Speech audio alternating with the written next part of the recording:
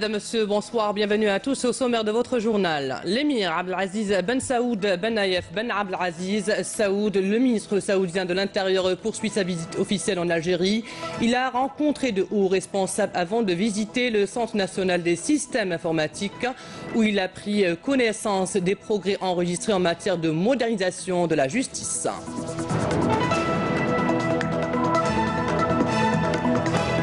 On parlera également du partenariat économique algéro-danois, d'abord avec la tenue du Forum d'affaires, un espace pour l'identification des opportunités de partenariat dans différents domaines et secteurs de production, et puis ce partenariat entre Saïdal et Novo Nordisk et la première pierre du complexe de production d'insuline à Boufarik. On vous emmènera dans cette édition à Oran, cette wilaya de l'ouest du pays qui continue à se préparer pour accueillir les Jeux méditerranéens de 2021. La ville est passée à la vitesse supérieure avec l'accélération du rythme de la cadence des travaux pour la réalisation des différents projets. L'Algérie s'est invitée en Italie via ses artistes plasticiens. Le Castello dell'Ovo à Naples accueille l'exposition Algérie Terre Infinie, nomadisme de pensée et de cœur à découvrir dans quelques instants. Tout d'abord, le président de la République Abdelaziz Bouteflika a adressé un message de félicitations à son homologue de la République du Ghana, Nana Addo Nalkoa Akufo-Addo, à l'occasion du 61e anniversaire de l'indépendance de son pays, dans lequel il lui a réitéré son entière disponibilité à œuvrer au renforcement de la coopération bilatérale et au raffermissement de la concertation sur les questions régionales et internationales d'intérêt commun. Le président du Conseil de la Nation, Abdelkader Ben Salah, a reçu aujourd'hui à Alger l'émir Abdelaziz Ben Saoud Ben Naïef Ben Abdelaziz Al Saoud, le ministre saoudien de l'Intérieur. La rencontre s'est déroulée en présence du ministre de la Justice, garde des Sceaux et des membres du Conseil ainsi que les chefs de délégation. La rencontre a permis de passer en revue l'état des relations bilatérales et les voies et moyens de les renforcer au mieux des intérêts des deux peuples, conformément aux orientations des dirigeants des deux pays, le président de la République Abdelaziz Bouteflika et le serviteur des lieux saints, le roi Salman Ben Abdelaziz Al Saoud. Le Premier ministre Ahmadou Yahya a reçu ce mardi à Alger l'émir Abdelaziz Ben Saoud Ben Naïef Ben Abdelaziz Al Saoud, ministre saoudien de l'Intérieur, en visite officielle en Algérie. L'audience s'est déroulée en présence du ministre de la Justice, garde des Sceaux, Tayeb Louh. Les entretiens ont permis d'aborder les relations historiques privilégiées entre l'Algérie et l'Arabie saoudite et de souligner la nécessité de consolider et de développer les relations de coopération bilatérale dans tous les domaines. Cette rencontre a été également l'occasion d'examiner plusieurs questions d'intérêt commun et d'échanger les expériences dans différents domaines. Le ministre de la Justice, garde des Sceaux, Tayeb Louh, a reçu aujourd'hui à Alger l'émir Abdelaziz Ben Saoud Ben Naïef Ben Abdelaziz Al Saoud, ministre saoudien de l'Intérieur. L'audience élargie aux délégations des deux pays a porté sur la coopération bilatérale dans les domaines judiciaires et juridiques. Le ministre saoudien de l'Intérieur avait effectué auparavant une visite au Centre national des systèmes informatiques à Alger, où il a pris connaissance du progrès enregistré en matière de modernisation de la justice, notamment le bracelet électronique entré en vigueur récemment en Algérie. Il a également reçu des explications sur l'empreinte digitale et son usage dans les documents relatifs à la justice.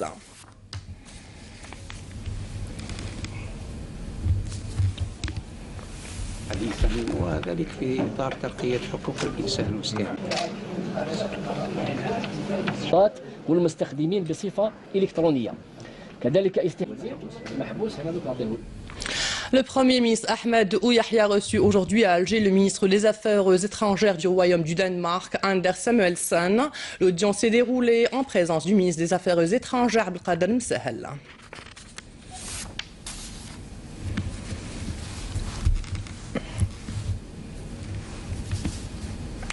Ce qui nous amène à parler du Forum des hommes d'affaires algéro-danois qui s'est tenu aujourd'hui à Alger, organisé par le Forum des chefs d'entreprise et la Confédération of Danish Industry, devra permettre aux entreprises des deux pays d'identifier les opportunités de partenariat, notamment dans les secteurs de la production pharmaceutique, de l'énergie, de l'agroalimentaire, du transport maritime et de la sécurité. Nejma Harash.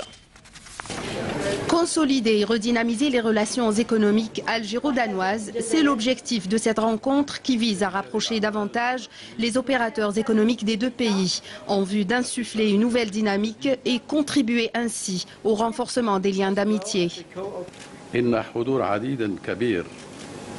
La présence d'un nombre important d'opérateurs économiques algériens et danois à cette rencontre et qui représente divers secteurs d'activité économique et industrielle, traduit la volonté des deux pays de consolider leurs relations économiques, industrielles et commerciales.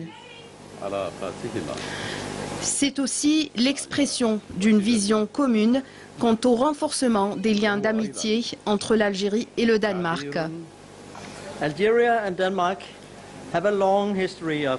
L'Algérie et le Danemark sont fortement liés par des relations amicales, historiques et diplomatiques.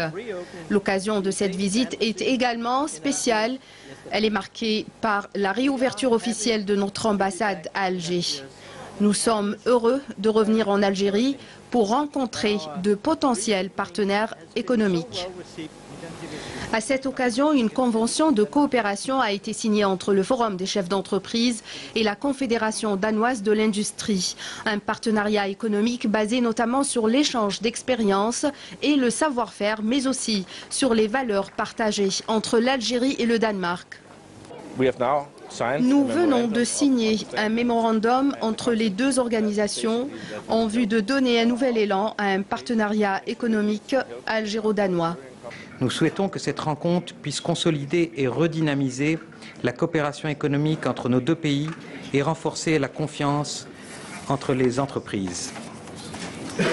Nous pouvons impulser une nouvelle dynamique et en avons la conviction puisque nous avons toujours veillé à ce que la relation entre le FCE et le Danish Industry se consolide et s'intensifie.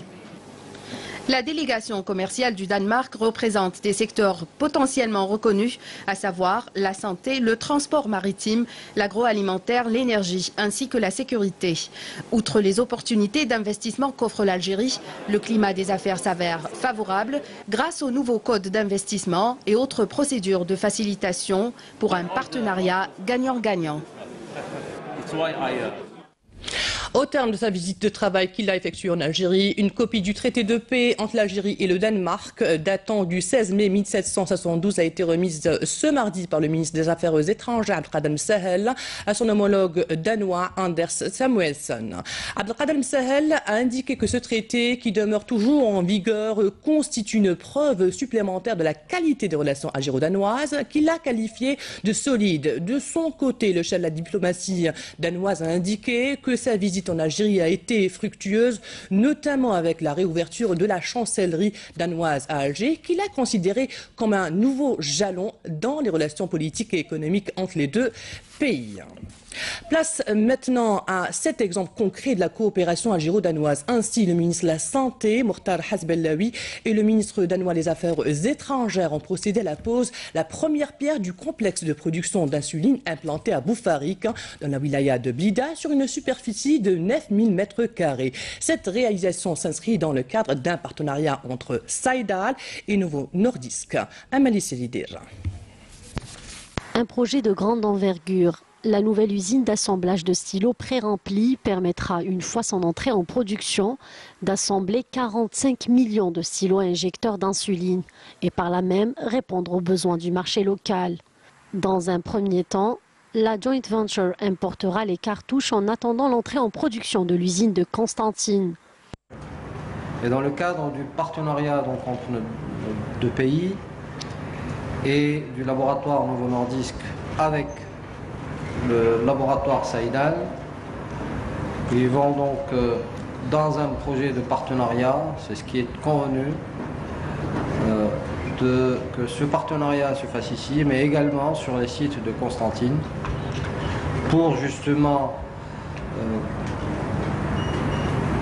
arriver donc à un full process en matière d'insuline. C'est développement des joint ventures dans le cadre de la pharmacie rentre dans le cadre du programme qui a été tracé par son Excellence Monsieur le Président de la République, M. Abdelaziz Bouteflika, pour aboutir donc à une production nationale qui va satisfaire donc le marché national. This factory will, when completed, undoubtedly boost. Cette nouvelle usine d'insuline devra créer pas moins de 1000 postes d'emploi directs et indirects. Elle permettra également à l'Algérie non seulement de produire, mais aussi d'exporter les produits pharmaceutiques. Il faut le rappeler, nous sommes très confiants quant à l'avenir des affaires en Algérie et dans différents secteurs. Avec une enveloppe financière de 80 millions d'euros, la Local Manufacturing Blida permettra dans un premier temps de générer 150 postes d'emploi directs. Il s'agit d'un investissement qui contribuera à l'amélioration de l'industrie pharmaceutique en Algérie, tant sur le plan quantitatif que qualitatif. Un transfert de technologie et de savoir-faire. Le ministre des Transports et des Travaux publics, Abdelghani Zahlan, a reçu ce mardi le ministre des Affaires étrangères du Royaume du Danemark, Anders Samuelsen. Les entretiens ont porté sur la coopération bilatérale et les voies et moyens de la renforcer.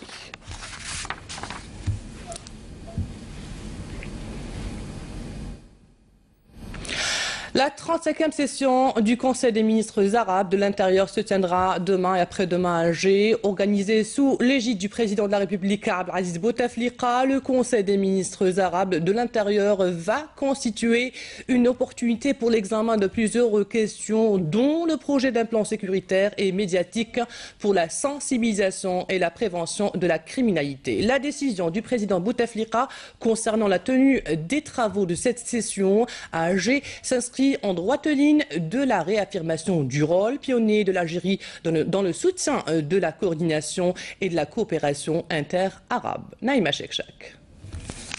Les questions que traitent les ministres arabes de l'Intérieur lors de cette 35e session de leur Conseil sont plus que jamais brûlantes, tant les enjeux régionaux et internationaux qui cernent le monde arabe appellent des stratégies dûment réfléchies et coordonnées. Et à propos de stratégie, il en est justement bien question concernant essentiellement les volets sécuritaires et les menaces qui planent sur le monde arabe, la criminalité sous toutes ses formes et l'immigration illégale. Ce sont en tout cas les thèmes majeurs inscrits à l'ordre du jour de cette session, qui a également pour préoccupation la proposition de solutions qualitatives et pratiques au plan arabe et régional, notamment pour ce qui est lié à la réactivation de l'action sécuritaire interarabe, idée chère à l'Algérie et qui en émane d'ailleurs. Précisons également que cette session du Conseil des ministres arabes de l'Intérieur projettera un 9e plan sécuritaire arabe ainsi qu'un 7e plan médiatique pour la sensibilisation et la prévention de la criminalité. Enfin, un 6e plan d'étape pour la stratégie arabe de la sécurité routière et un projet de plan d'étape pour la mise en œuvre de la stratégie arabe relative à la sécurité intellectuelle. Place maintenant à l'industrie automobile. Les journées techniques sur la sous-traitance automobile ont pris fin aujourd'hui avec la signature de 15 accords de partenariat entre les constructeurs automobiles et les sous-traitants de véhicules. Abdelmajid Belkacsi. Des accords ont été signés entre constructeurs des marques automobiles installées en Algérie et les sous-traitants de véhicules, autrement dit les fabricants de pièces et accessoires automobiles. Un seul objectif, l'intégration. 2 journées très bénéfiques pour l'industrie automobile algérienne dans sa nouvelle stratégie. La nécessité de la rencontre entre tous les acteurs de cette industrie était un passage obligé pour affronter les défis de l'intégration en vue d'asseoir définitivement les bases d'une véritable industrie de l'automobile dans notre pays. Journée technique de la sous-traitance de véhicules est une occasion pour les constructeurs et pour les sous-traitants de se retrouver, de se rencontrer et aussi de faire des relations d'affaires entre eux. Déjà de connaître les problèmes des sous-traitants vis-à-vis des constructeurs et aussi les constructeurs de présenter leur processus d'homologation, de présenter leur volume afin d'attirer de plus en plus de sous-traitants. Donc c'est une occasion pour nous de recadrer, d'encourager la sous-traitance et l'objectif souhaité, c'est d'arriver à une intégration progressive. Arriver à une intégration progressive, tel a été l'objectif de ces états généraux de la sous-traitance, avec tous les intervenants de la filière auto. Cette rencontre entre spécialistes est une réelle opportunité pour booster cette industrie du véhicule et assurer ainsi son développement dans le pays. Vous savez qu'on a déjà une usine de plaquettes de frein qui, elle, a déjà fourni des pièces en homologation au niveau des constructeurs avec lesquels nous avons travaillé. La journée d'aujourd'hui, c'est déjà bien. Les textes qui sont en cours, c'est une bonne chose. Faire bien, il faut avoir une vision. Voilà. La confiance, on est là. Nous, on est les opérateurs, on est là les ambassadeurs de l'Algérie. C'est nous de dire que le marché il est intéressant. C'est nous de transmettre cette confiance aux sous-traitants. Un marché intéressant, mais il faudrait la confiance pour durer. La confiance doit être une constante dans cette nouvelle forme de coopération entre les donneurs d'ordre et les receveurs d'ordre, soit les constructeurs et les sous-traitants. Depuis Tébessa, où il était aujourd'hui en visite de travail, le président directeur général du groupe Sonatrach, Abdelmoumen Oueltkadour, a affirmé la nécessité d'attirer de nouveau les investisseurs étrangers en Algérie et investir dans le secteur des hydrocarbures. Et lors de l'inspection dans la commune de Sofsaf El-Wousra, du centre du gazoduc Enrico Mattei transportant le gaz naturel algérien vers l'Italie via la Tunisie, Oueltkadour a estimé que cet attrait exige la réactivation du rôle des médias et des rencontres de proximité et l'accentuation de la coopération entre les filières de Sonatrach pour recouvrer la confiance des étrangers en l'investissement dans le secteur énergétique algérien. Et je vous propose en quelques instants d'écouter cette déclaration au micro de Hasna Zoubiri. L'Algérie a des réserves en phosphate très importantes, mais nous n'avons jamais exploité ces réserves. Merci, Monsieur le Président de la République, d'avoir pris la décision de développer le champ. Merci, Monsieur le Président de la République, d'avoir chargé Sonatrach de le faire. Et en chargeant Sonatrach de réaliser ce projet, il sait très bien que nous allons le réaliser dans le délai et dans les coûts. Le champ de façade que nous avons est un champ énorme. Il sera réalisé en 30 mois. Si on arrive à le réaliser en 30 mois, nous serons des champions. C'est un projet, c'est pas un projet, c'est un méga projet. C'est 6 milliards de dollars. Un communiqué du ministère de la Défense nationale nous apprend que dans le cadre de la lutte antiterroriste et grâce aux efforts fournis par les unités de l'armée nationale populaire, un terroriste s'est rendu aux autorités militaires de Taman Rasset, 6e région militaire, en possession d'un pistolet mitrailleur de type Kalachnikov, 2 chargeurs garnis et d'une quantité de munitions. Il s'agit de M. Mohammadi Abou Ammar qui avait rallié les groupes terroristes en 2012. Ces résultats interviennent pour réitérer la détermination des unités de l'armée nationale populaire, engagée à travers l'ensemble du territoire national pour la défense du pays, en mettant en échec toute tentative d'atteinte à la sécurité du pays. Fin du communiqué du MDN. Et dans un autre communiqué, le ministère de la Défense nationale nous apprend que dans le cadre de la lutte antiterroriste, suite à une opération de recherche et de ratissage menée à Bourbedi Mourtar, 6e région militaire, un détachement de l'armée nationale populaire a découvert hier une cache de munitions contenant 12 roquettes de calibre 60 mm et 630 balles de différents calibres, tandis que d'autres détachements de l'ANP ont découvert et détruit 3 casemates pour terroristes à Batna, 5e région militaire, et Tizi Ouzou, 1re région militaire. Et dans le cadre de la lutte contre la criminalité organisée, un détachement de l'ANP a arrêté à Taman Rasset, 6e région militaire, 2 contrebandiers saisis 2 camions, tandis qu'un autre détachement a saisi à Bourbedi Mourtar 3 détecteurs de métaux, 6 groupes électrogènes lacrymogènes et 3 marteaux-piqueurs. Par ailleurs, des détachements combinés de l'ANP ont intercepté à Oran Rolizane, 2e région militaire, et Béchar, 3e région militaire, 6 narcotrafiquants en possession de 106 kg de kiff traité, alors que 2244 unités de différentes boissons ont été saisies à Ouargla et à l'Oued, 4e région militaire. Aussi, 42 immigrants clandestins de différentes nationalités ont été arrêtés à Béchar, Adra et Insalah, a ajouté le communiqué du MDN. L'envoyé personnel du secrétaire général de l'ONU pour le Sahara occidental, Horst Kohler, a rencontré ce mardi à Lisbonne une délégation marocaine conduite par le ministre des Affaires étrangères et de la coopération internationale, Nasser Bourita. Cette rencontre s'inscrit dans le cadre des efforts engagés par l'ONU à l'effet de parachever le processus de décolonisation du Sahara occidental occupé, qui avait permis également à Kohler de rencontrer l'autre partie au conflit, le Front Polisario, et les ministres des Affaires étrangères des 2 pays observateurs, l'Algérie et la Mauritanie, respectivement Abdelkader Sahel et Isselkou Would Ahmed Izdid Biha.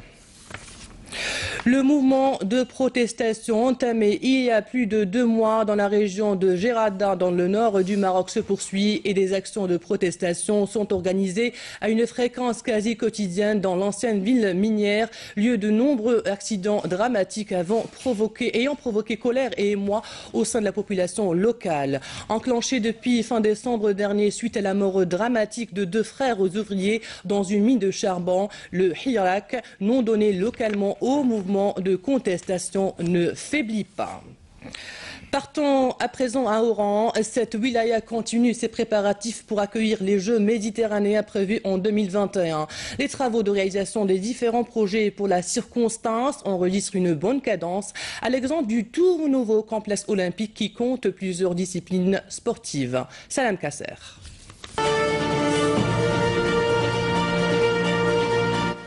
Des travaux titanesques qui vont bon train et avancent à un rythme soutenu. Tous les moyens humains et matériels ont été déployés pour réussir à remettre tous les projets dans les délais et terminer toutes les infrastructures qui vont accueillir les prochains Jeux méditerranéens de 2021 qui auront lieu à Al-Bahia. La commission technique a été installée et qui a pour tâche de contrôler quotidiennement le projet, a demandé aux entreprises de faire des efforts pour travailler plus et avancer rapidement dans les travaux. Et c'est ce que nous constatons sur le terrain.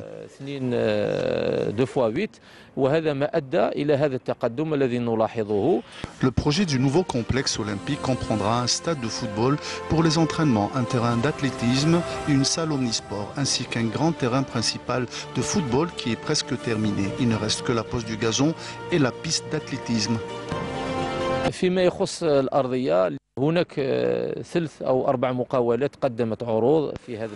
Nous avons plusieurs entrepreneurs qui ont fait des offres pour le gazon et nous allons bientôt trancher. Concernant les travaux du terrain, nous sommes arrivés à 80% d'avancement.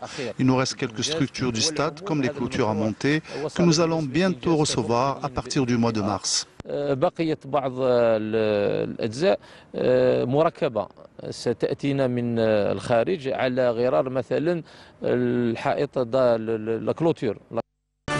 Reste à terminer le village olympique de Belgaïd où les travaux de réalisation ont atteint 65%.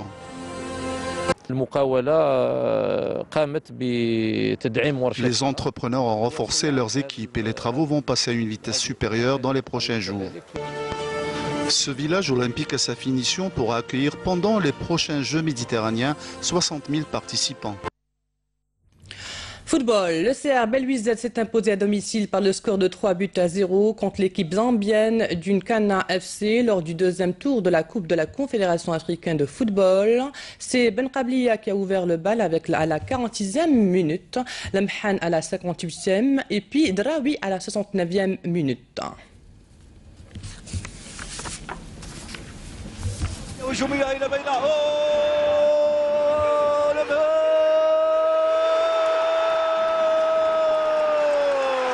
يسجل ها هي الكرة لمعان بين قدمي الحارس نعم مفتوح الطريق وحاول من سنسني يسترجع الكرة كورنر مراوغ ممتاز هايلة والتوزيع قاسمين الشوط الثاني مقلوب رأسا على عقب. Partons à présent en Italie et plus précisément à Naples où se tient une exposition regroupant les œuvres de plusieurs plasticiens algériens et ceux au Castello dell'Ovo. Il s'agit du plus ancien château de Naples, symbolisant l'histoire et la culture de cette ville millénaire. L'exposition est intitulée Algérie, terre infinie, nomadisme de pensée et de cœur. Elle est organisée par l'ambassade d'Algérie à Rome et c'est jusqu'au 26 mars prochain. Manabou Touaba.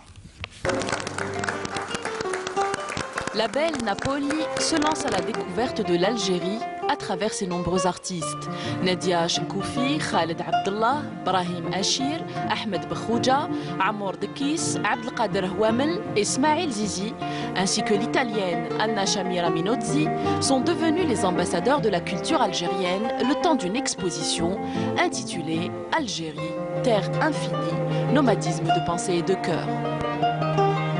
Leurs œuvres sont exposées dans un lieu mythique, au Castel dell'Ovo, plus ancien château de Naples, symbolisant l'histoire et la culture de cette ville millénaire. Organisée par l'ambassade d'Algérie à Rome, l'exposition proposera, à travers des formes et des images soumises à la créativité des artistes, un retour sur les civilisations anciennes et contemporaines de deux terres très proches dans les langages artistiques et dans leur histoire. L'exposition, qui s'étalera jusqu'au 26 mars prochain, est organisée sous l'égide de la municipalité de Naples en collaboration avec le Conseil de la ville pour la culture et le tourisme.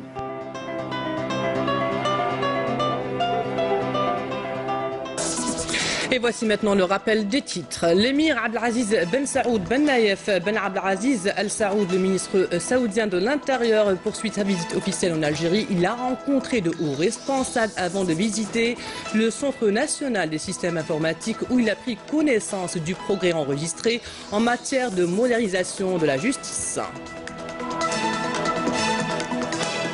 On a parlé également du partenariat économique algéro-danois, d'abord avec la tenue du Forum d'affaires, un espace pour l'identification des opportunités de partenariat dans différents domaines et secteurs de production, et puis ce partenariat entre Saïdal et Novo Nordisk et la pose la première pierre du complexe de production d'insuline à Boufarik. On vous a emmené dans cette édition à Oran, cette wilaya de l'ouest du pays qui continue à se préparer pour accueillir les Jeux méditerranéens de 2021. La ville est passée à la vitesse supérieure en accélérant le rythme de la cadence des travaux pour la réalisation des différents projets.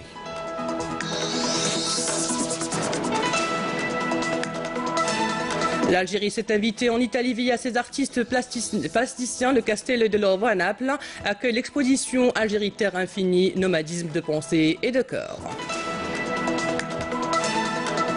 Et c'est la fin de cette édition préparée par la rédaction de Canal Algérie. Merci à vous de l'avoir suivi. L'information continue sur notre site eintv.dz ou sur YouTube Canal Algérie. À demain à 19h. Au revoir.